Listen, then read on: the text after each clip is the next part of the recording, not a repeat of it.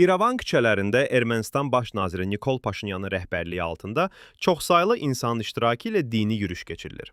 Paşinyan yürüşün əsas məqsədinin müqəddəs İsa Məsihin doğumunun qeyd olunması, erməni kilsəsinin müqəddəs ənənəsinə sadiqliyin nümayiş etdirilməsi və ən əsası onun kilsə islahatlarını dəstəkləmək olduğunu bildirib. Baş nazir əlavə edib ki, eyni zamanda yürüş dövlətçiliyə dəstək ifadə etmək, erməni kilsəsinin faktiki rəhbəri və yaxın ətrafının dövlətin suverenliyi və müstəqilliyinə qarşı hibrid mübarizə vasitəsi kimi kilsədən istifadə etməsinin qəbul edilməz olduğunu vurğulamaq məqsəd daşıyır.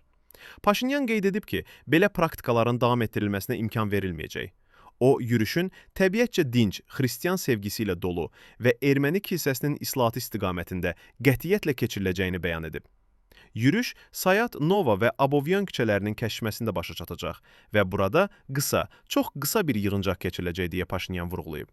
Qeyd edək ki, ötən ilin may ayından bəri Ermənistan hakimiyyəti bütün ermənilərin katolikosu 2-ci Qareginin istefasını tələb edir.